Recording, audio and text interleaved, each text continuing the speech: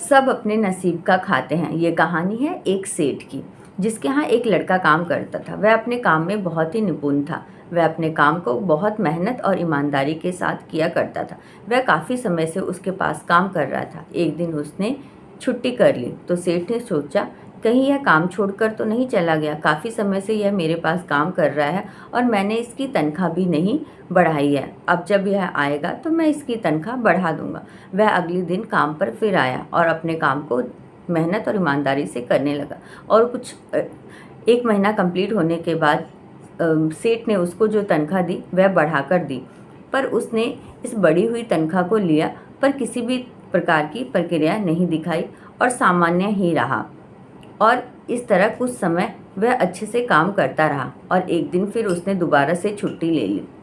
जब उसने दोबारा से छुट्टी ले ली तो सेठ को लगा कि मैंने इसकी तनख्वाह बढ़ा दी है, इसलिए इसे घमंड हो गया। इसने छुट्टी तो कर ली पर मुझे कोई कारण नहीं बताया।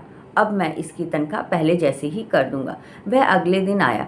सेठ ने उसे कुछ नहीं कहा, पर महीना कंप्लीट होने के बाद जब उसको वेतन दिया, उसको तनख्वाह दी, तो वह घटी हुई थी। तब भी लड़के ने किसी भी प्रकार की प्रतिक्रिया नहीं दी।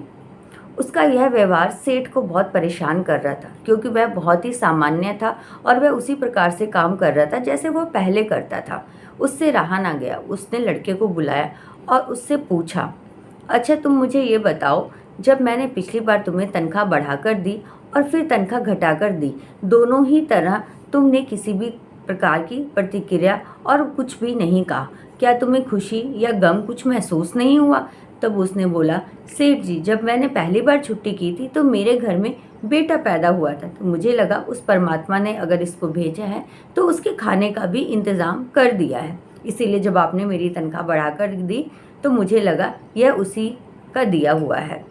और जब आपने मेरी तनख्वाह कम करके दी तो दूसरी छुट्टी में मेरे माताजी का देहांत हो गया था, तो मुझे लगा वो अपने साथ अपने खाने का हिस्सा भी लेकर चली गई हैं। इसीलिए मैंने इस बारे में भी किसी प्रकार की कोई प्रतिक्रिया नहीं दी जब आपने मेरी तनख्वाह को कम कर दिया। उसकी इस बात ने सेठ का दिल छू लिया।